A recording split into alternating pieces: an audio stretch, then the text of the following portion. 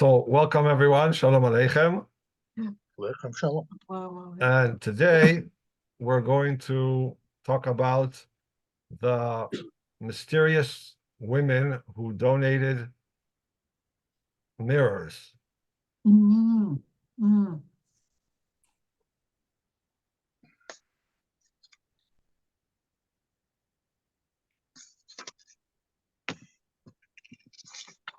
Okay.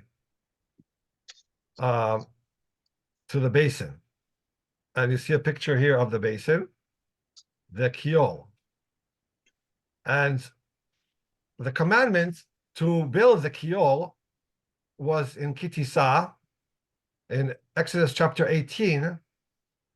And do we have a volunteer to read the commandments to build it?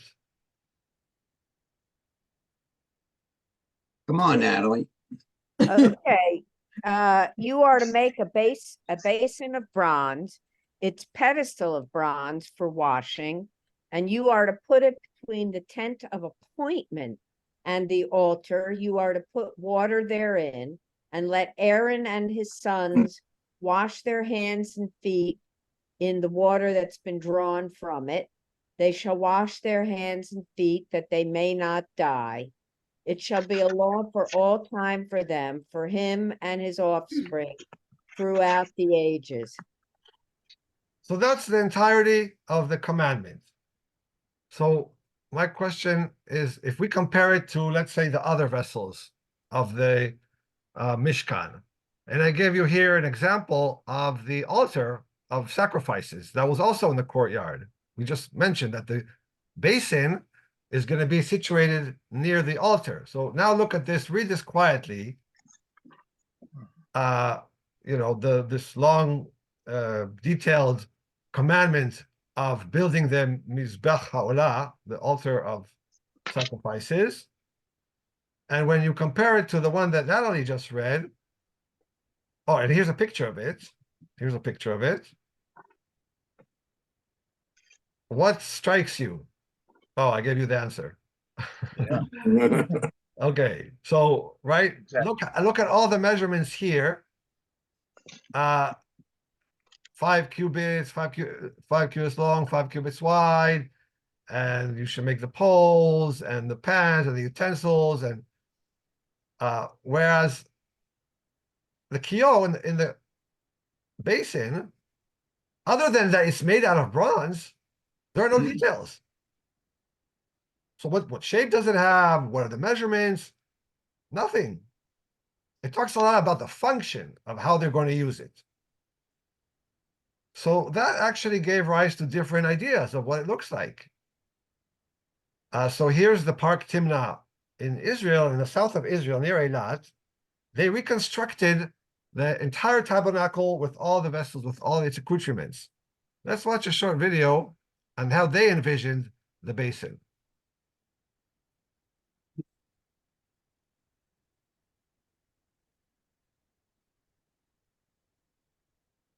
Or not.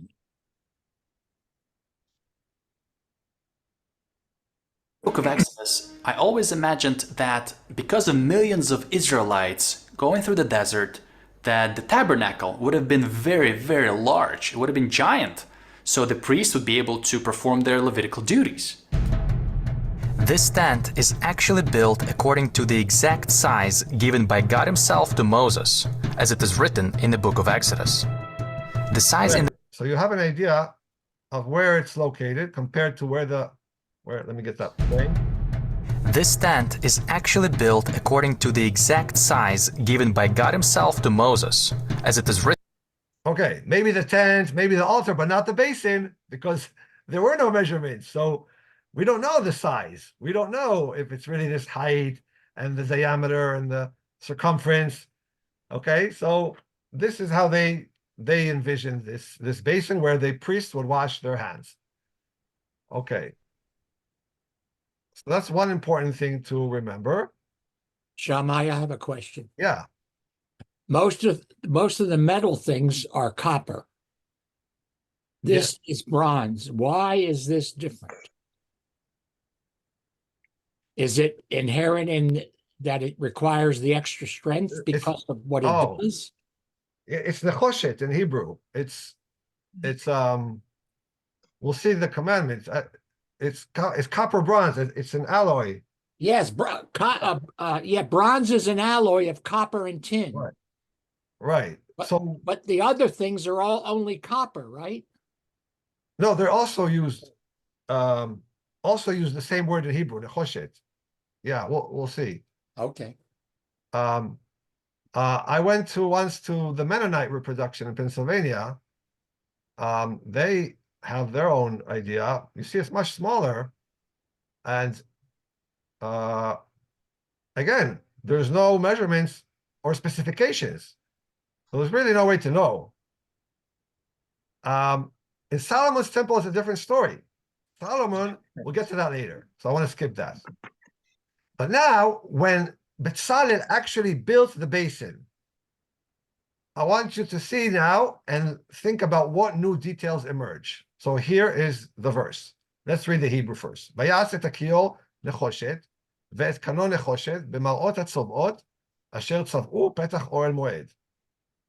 And he, Bezalel, that is, made the basin of bronze, and the base thereof of bronze, of the mirrors of the women tzovot, who tzav'u at the door of the tent of meeting. Was any of this in the commandment to build? What new details do you see here? Will you translate that the best way you can? The mirrors. That's Okay, let's look good. at a translation. Wait. Okay, hold on. The women who perform tasks, the performing tasks women who perform tasks at the door of the tent of meeting.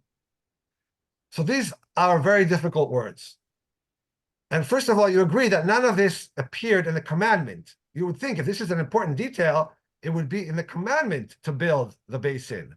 It would specify you need to go to these women, whatever they are, we'll talk about it, and get their mirrors, and out of those mirrors make this basin. But we saw no, there's none of that in the commandment.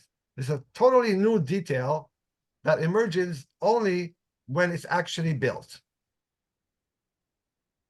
So now let's talk about these two words. B'mar'ot hatzov'ot asher tzav'u. So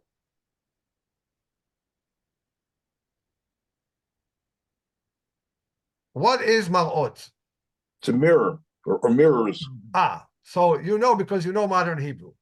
But it's actually what we call a hapax legominan. It's the only time in the entire Bible that we see this word. But it's not a stretch of an imagination to say that it's a mirror, because you see the root is ra'ah. You see, and the hate turns into taf here. So b'mar'ot is very likely actually mirrors, and we know from archaeological evidence that in that era they had already discovered how to make mirrors. They were slightly convex, and they were made out of copper, and they were used to beautify. People use them as we use mirrors today, and be able to groom themselves and look more handsome, more beautiful, prettier. So that's not so hard to decipher. The more difficult word is the ones in red. What are the tzov'ot? The women tzov'ot, that tzav'u. So this is a description of the women. This is the actual persons, and this is the verb. But you see, it's the same root. That's also clear. Whatever these tzov'ot are, they're called tzov'ot because they tzav'u. Okay, so we know they're mirrors, but we don't know what. In Akkadian, there's a similar phenomenon. Namaru, the word for mirror, comes from amaru, to see. And we know that there's a lot of loan words coming into Hebrew, to ancient Hebrew, from Akkadian. Right.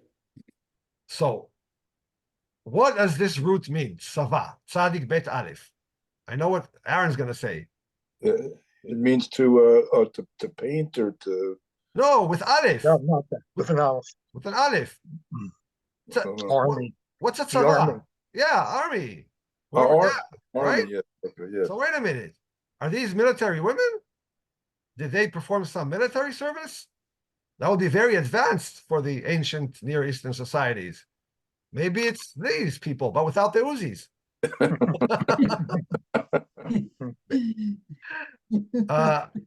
Okay, so I'm leading you, we're barking up the wrong tree because this truth, it is true that in other parts of the Torah and the Bible, it means military, but there's another meaning to this root. Okay. So actually the Levites, when describing their work, we find this root. Let's read the verse. מבין 30 שנה ומעלה, עד בין 50 שנה תפקוד אותם, כל הבא לצוות צבא לעבוד עבודה באוהל מועד. There's our word. There's our root, לצוות צבא. And in English, this is the Bamidbar, in the first chapters of Bamidbar. Take a census of the Gershonites. Record them from the age of 30 years up to the age of 50. All who are subject to service in the performance of tasks in the tent of meeting. So it has nothing to do with military. These were Levites working in the Mishkan, in the Tabernacle, or later in the Beit HaMikdash, in the temple. So now you see, tzava has the meaning of cultic worship, worshiping the deity, worshiping God, and performing some service at the local place, at the local shrine, or the local, here it's the tabernacle. So now we go back to the translations of our verse. This would explain why in all the translations, none of them go towards military. None of them say these women were somehow related to the military, but they all take from this verse, and there's several of them in the census. This is the census of the Levites, right? Gershon was one family of Levites. Okay, so we've established that the tzava, tzvot tzava, can mean to perform services at the tabernacle, at the tent of meeting. And notice also tent of meeting here, and also at the entrance of the tent of meeting, or actually for the tent of meeting, and also with the basin. Let's go back to the commandments. Petach Oel Moed. Notice that emphasis at the door of the tent of meeting. So again, it must be the same kind of performance. But what did the women do? We don't know of any women who performed official service at the tabernacle. So it's still a mystery, even though we found language linguistically that can help us interpret the word, we still don't know what exactly they did there. Let's look at a few translations right now. So the JPS 2006, they went with performed tasks, but they lost the play on words that we have in Hebrew, tzovot, asher tzov'u.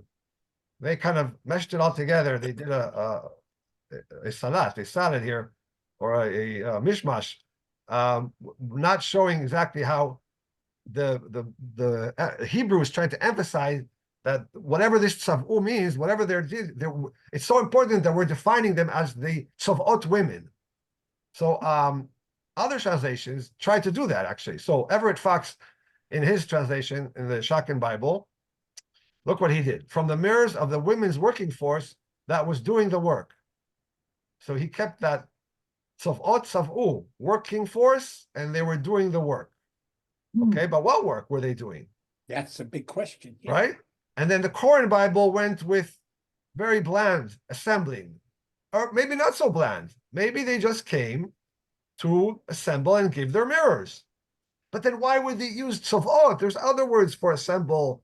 Vayakhel Moshe, hitkahalu, or ba'u. There's other plain common words. If all they did was just like the other Israelites, some donated wood, some donated gold, some donated earrings, some donated precious stones. If it's all just part of people coming and donating, why this special verb?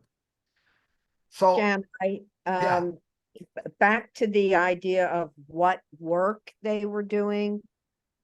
Is there anything, I mean, other religions of that time, and before and after, women performed work around temples, but it was not what we would consider wholesome work. Oh, you're Is there a hint here of yes. this? Oh, yes, very much so. So Mhm. excellent point. And not only is there a hint, there's an actual story in the Bible that relates to what you're saying and hints in that direction. So where else in the Bible is this verb associated with women who are at the entrance to a sanctuary? There's only one other place. It's not a very famous story, and it's a very negative story about people in power who abuse their power. So it's understandable why they don't emphasize this in Hebrew school. But let's read the verse. This talks about Shiloh, the temporary temple in the book of Samuel, before the first temple was built, before Solomon's temple.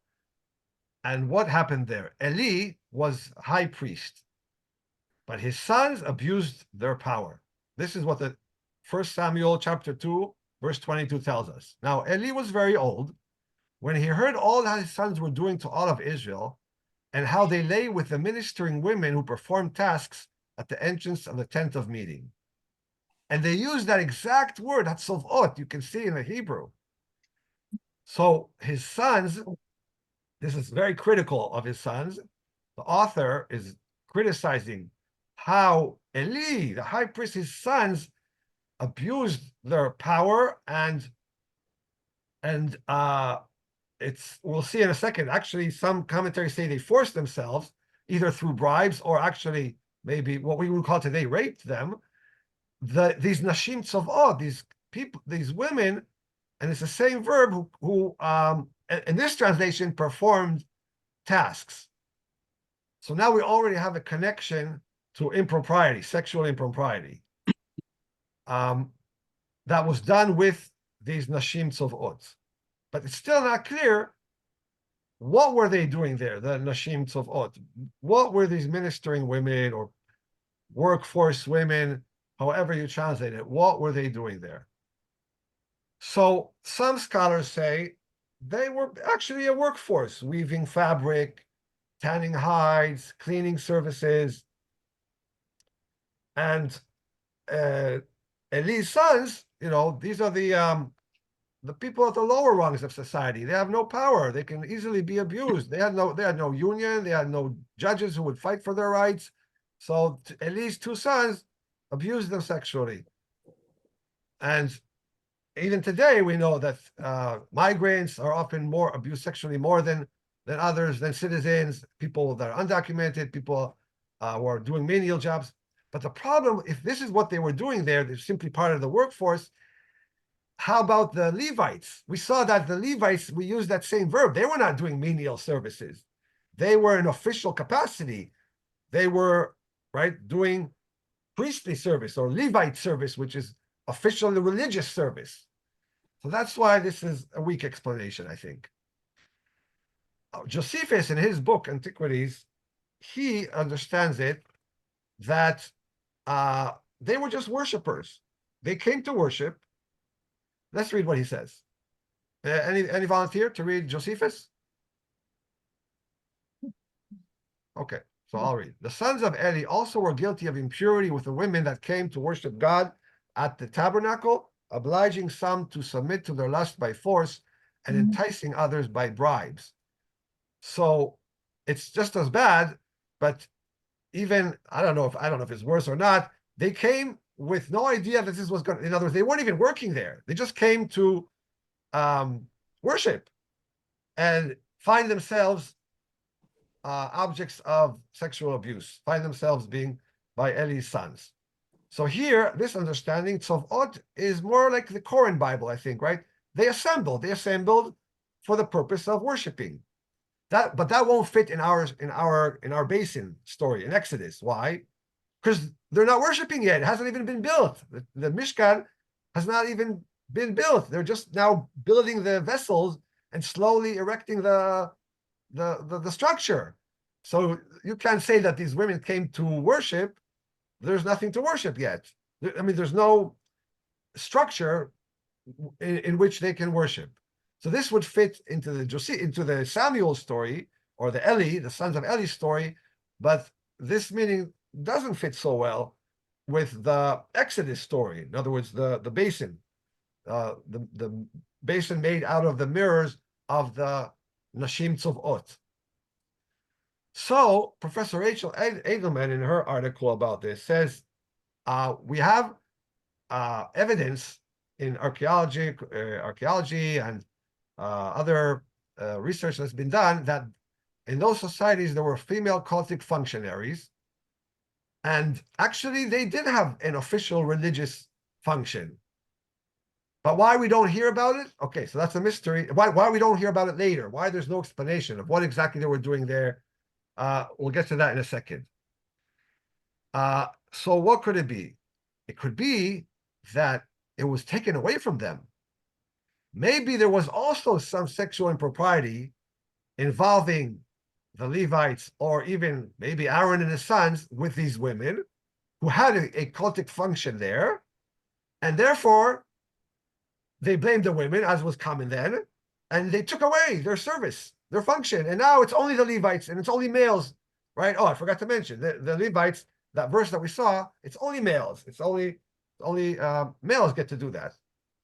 So this theory, very interesting theory, that actually there were women Levites or women cultic functionaries, but it was somehow taken away from them, and that story was not recorded.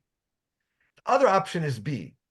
Is again, this is comparing it to Canaanite and Egyptian worships, that where we see they were like these figurines that flank the entrance of their shrines, the Canaanite and Egyptian, and their purpose was to ward off the evil.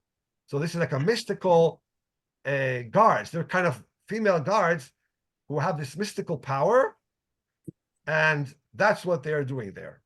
So they're protecting the place spiritually from the evil eye, or however you want to term it, however you want to call it. I don't know, as you're talking, Shammai, it makes me think of witches when you say Yeah. that, mystical powers. Okay. And the So- other thing, Yeah. you showed a picture of a woman looking at herself in the mirror, but I don't think they were glass mirrors back then, were they?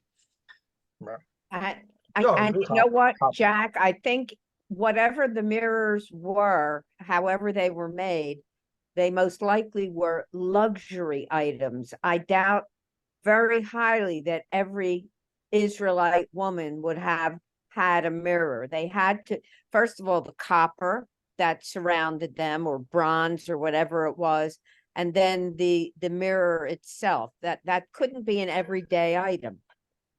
Well, I don't think these were slaves. That's what we're led to believe, that went out of Egypt, and but when they went out, they took a lot of things with them from the Egyptians, who were so happy to see them go. Apparently, they threw all their goods and luxuries at them, and so probably that is where they got these mirrors.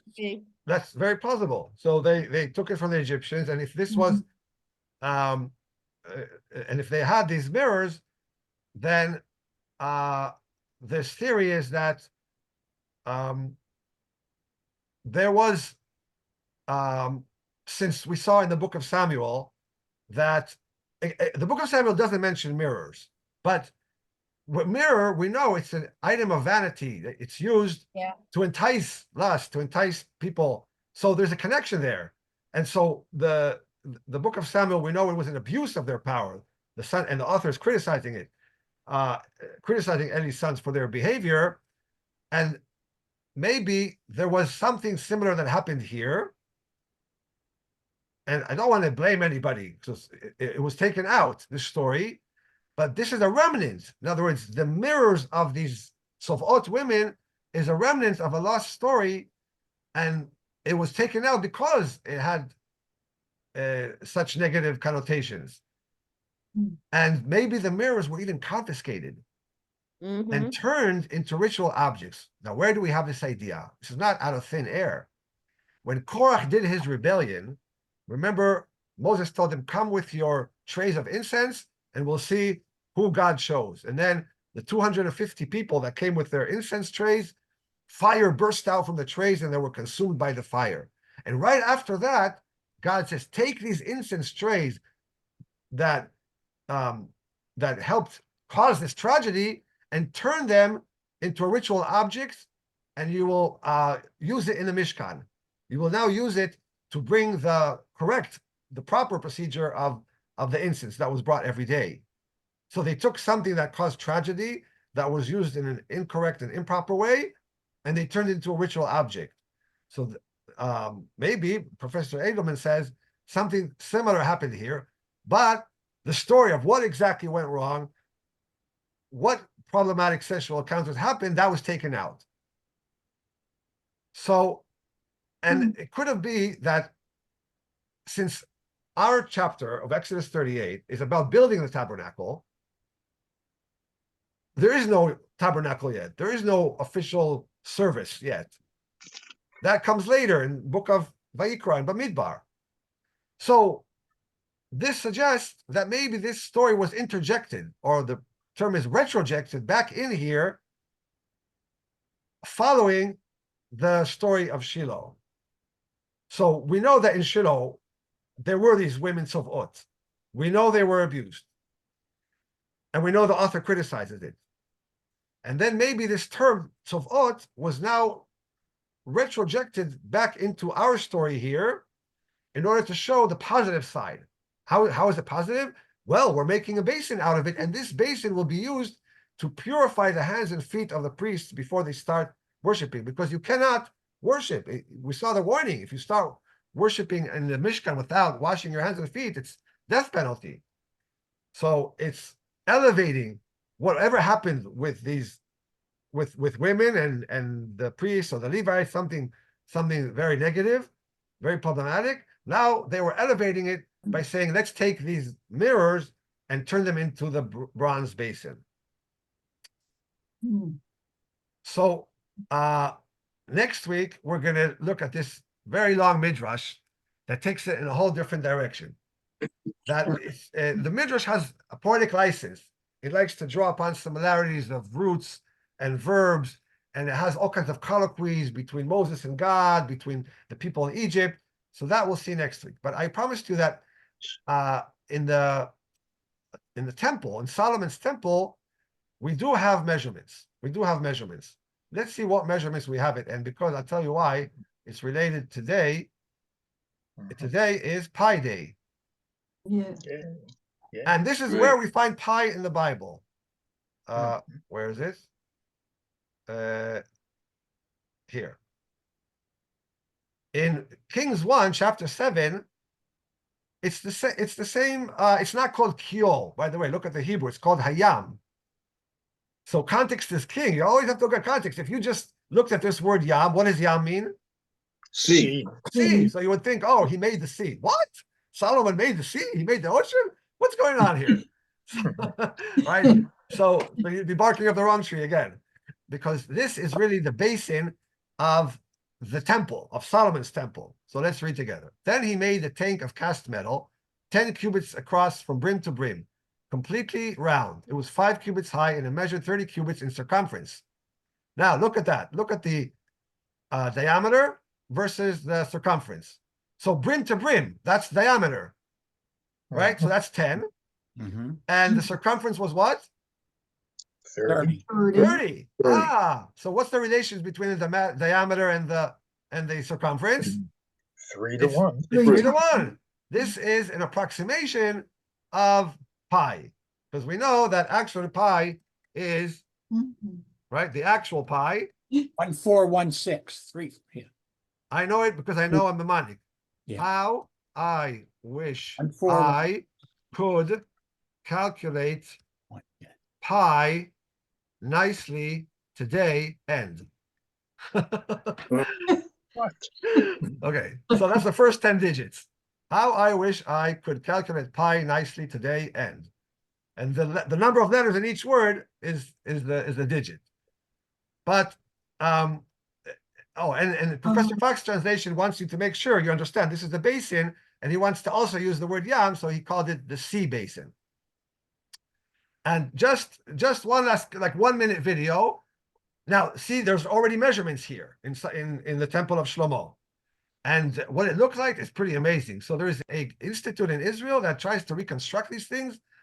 And let's watch 1 minute of that video. Just really 1 minute. Because it's you look at the Park Timna one, then you look at this, you're like, wait a minute, I thought there's something. Watch this.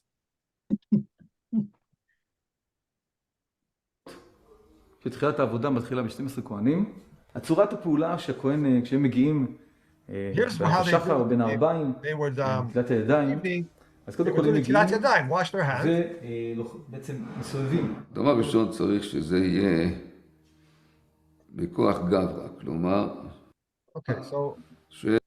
ואז הכהן בעצם קידש ידיים ורגליים ויכול ישר להתחיל בעבודה. מה יהיה אם יש מים בתוך הכיור? He explains why how they made it. נפסלים עם שחר. I want to see more pictures of the.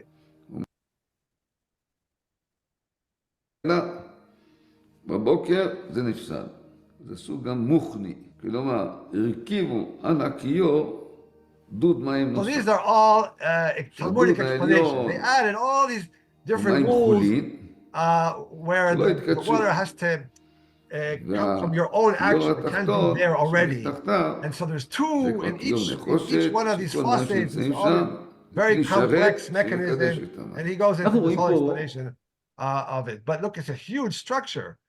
And this is all like Talmudic additions and explanations and of how they think, you know, the basin looks like. So it's very interesting to compare the two. So next week, we're going to come back to the fascinating midrash about the mirrors of the women. So thank you all for joining us today. Thank you. Thank you.